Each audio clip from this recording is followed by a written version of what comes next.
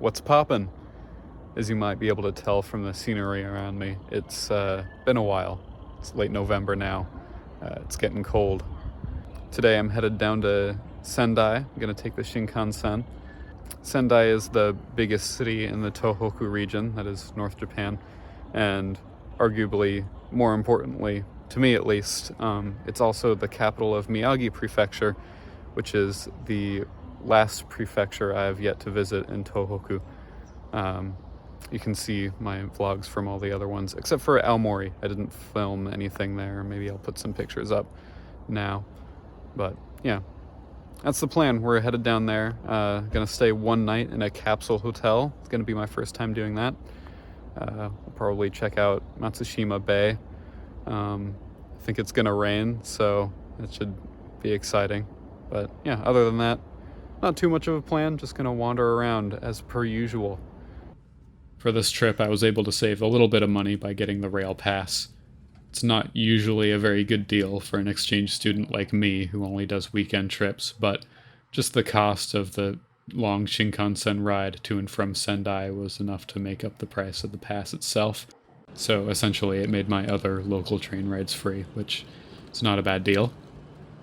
On the topic of trains, it was actually pretty cool seeing the Shinkansen speed up after we passed through Morioka. Still not nearly as fast as some of the other trains in Japan, but definitely the fastest in Tohoku. To be honest, I feel more lost right now than I ever did in Tokyo. That station is huge. I was thinking about getting some beef tongue, because that's like a local specialty, but it seemed so expensive, and the lines were so long everywhere. So I just found a little bento box. Oh my gosh, I can barely see it. And Calpus ginger ale. That's pretty crazy. Yeah, eat this real quick and then get back on the train to Matsushima Bay. You can kind of tell how some of these Japanese cities are totally just built around their train stations. Like, in this case, you can obviously tell it's not just a train station. They've got stores, they've got restaurants, they've got pretty much everything. It's like the hub for the whole city. Or, in this case, probably more like a labyrinth.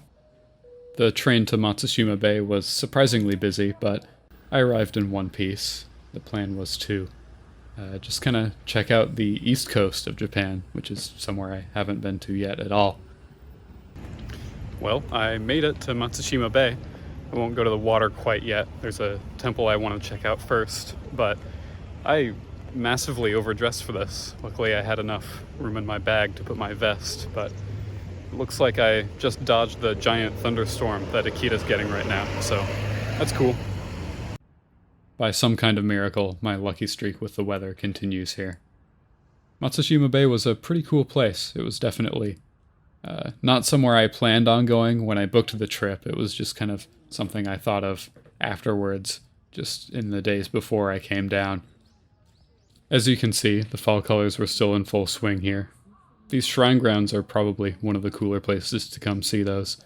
I had to pay to get in, but there was of course a shrine, an ornate cemetery, and some interesting holes in the cliffside that I can only assume have some kind of historical significance. It was around this area where I coincidentally ran into some fellow foreigners from my elementary Japanese class, which is pretty crazy since there were only like 12 of us in there. That's separate from my roommate who also happened to be traveling to Sendai this weekend and only told me a day before I went myself. I guess it's a popular destination this time of year, at least for foreign exchange students at AIU. Here it is, the Pacific Ocean. I recently saw some fellow international students from my college, so I should probably get out of here before I make a fool of myself. Walking along the waterfront, there were a lot of seafood stands selling whole roasted squid and other sort of unique items that you probably would have a harder time finding further inland. My sights were set on Fukuda Island though, and more importantly, the long red bridge that connects it to the mainland. I thought this would be a pretty cool place to check out before heading back into Sendai. Had to pay a 200 yen toll to get across, but it was definitely more than worth it, especially with the sun starting to set in the background. I don't really know what's on this island. I just knew that there was a long red bridge attached to it. So I paid the toll and took it across. Now it's just a land of mystery. Lots of good photo opportunities on this island. I thought it was interesting just checking out the vegetation and seeing what kind of stuff grows in this environment. While wandering around here, I was stopped by an older foreigner who asked me if I was here as an English teacher, which obviously is not the case. I'm just a foreign exchange student, but that just goes to show how popular of a career opportunity that is these days. I know it's almost December, but it's not even 4 p.m. yet, and the sun is already setting. I live below the 45th parallel. This is inhumane. With that being said, I'm gonna hurry up and head back into town and see where the night takes me. Might not film in the hotel since it's a Capsule hotel, but we'll see what happens. Heading back into town on one of the busiest train rides I took during my entire term abroad, for some reason, I decided to explore a bit of the area around Sendai Station before checking in. Definitely a big place. I don't think you'd be crazy mistaking it for some district in Tokyo. Lots to check out. I obviously didn't get to all of it, but this mall right beside the station had a Tower Records inside, with a Bocchi the Rock poster, which was pretty cool to see. That was airing at the time and quickly became my favorite anime. Although I wish they did a little bit more marketing while I was there, because now that I'm gone, all the merch is coming out and I feel like I'm kind of missing out. There was a JoJo's Cafe as well. You saw me take a selfie with Deku, which was awesome. And another Pokemon Center. I quickly realized that these were actually not all that special. There are a bunch of them scattered across Japan. Scarlet and Violet came out about a week before this, so you can kind of see the aggressive marketing by the Pokemon Company, especially in the train station at the start of this vlog. Moving on to the shopping district here, I walked into a gachapon store. These are always fun to check out. They've always got a rotating collection of weird and interesting things. Dog bird in this case. Saw a funny looking Santa float on the ceiling because 'tis the season. I had actually gone to KFC for Thanksgiving, which sort of substituted as KFC for Christmas, which is the Japanese tradition. Of course, without the lines, because no one celebrates Thanksgiving here. Wandered into a Gigo arcade and promptly left because the rhythm game section was a little too busy. And I walked across the street to the rival Taito Station and found JoJo's Bizarre Adventure Fortnite Edition again, to my surprise. Didn't do very well. And I went back to tried and true My Festival, the most banger rhythm game out there. Checked out some Black Friday sales at Eon. I was still looking around for retro games, as you do. It's always a good pastime when I go into bigger cities. Was able to find 3 copies of Xenosaga 1, and then 1 copy each of Episode 2 and 3, all in the same store, which is crazy. Finally checking into my Capsule hotel for the night was like moving into an alien spaceship. They had this minimalist aesthetic down to a T. I didn't want to film too much in here, but I had to show off the automatic toilet, which is always exciting to see. And the sleeping pods, which really did feel like a spaceship. They were comfortable enough, save for the minimal soundproofing. The next morning, the hotel breakfast was a Starbucks gift card, so I got myself a chicken pesto sandwich, which was actually surprisingly good.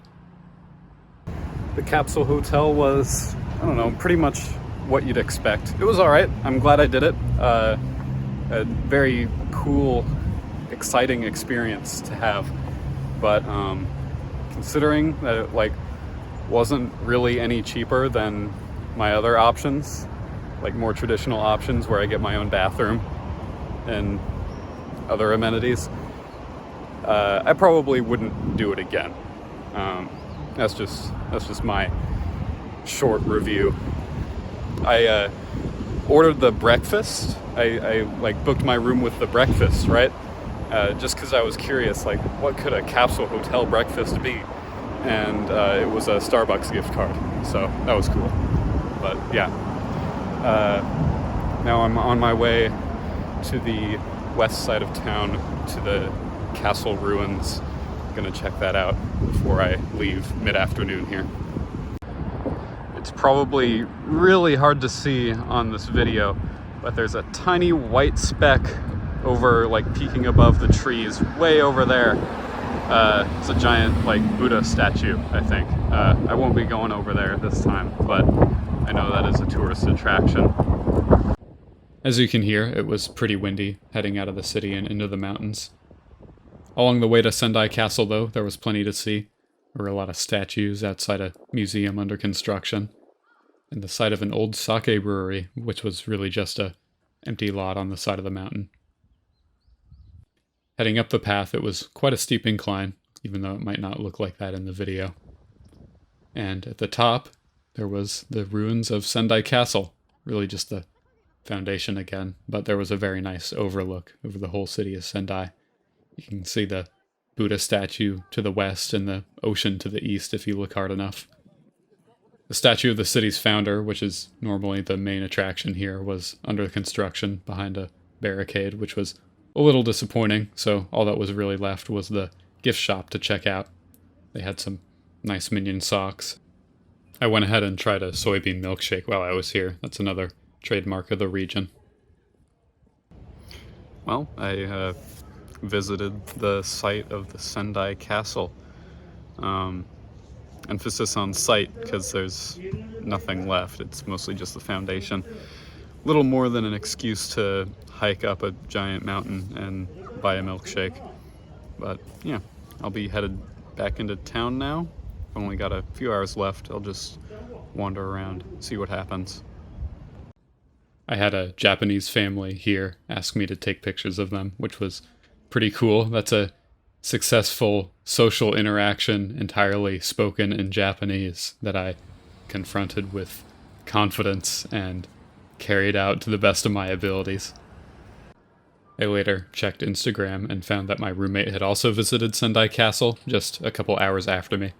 So I never ended up running into him on this trip, but the coincidence of us visiting all the same places was pretty astounding. It's that part of the trip where I don't really have enough time to do anything interesting, so I just wander around Daiso for half an hour. Found this cool bag. It says, "Hopefully today will be a better day." I hope so too. The last couple hours of these trips are always a little awkward, just trying to find stuff to do that'll fill the time without taking too long. I found the Awesome store here, which definitely fits into that category. They had a lot of products with funny English on them, and other various knickknacks. Overall, I thought I'd really like Sendai, just kind of being a Tokyo light with a little bit cooler weather and just a little less overwhelming. But ultimately, I found that it was just kind of Tokyo, but a little worse. I didn't find that there was actually that much to do.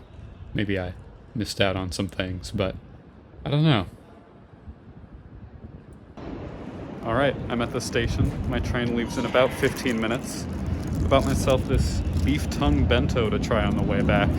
Figured I should try it at least once. But yeah, with that being said, I think I'll sign off here. I've got one more vlog left in me. That'll be Sapporo in a couple of weeks. Subscribe to see it first. And other than that, I'll see you then.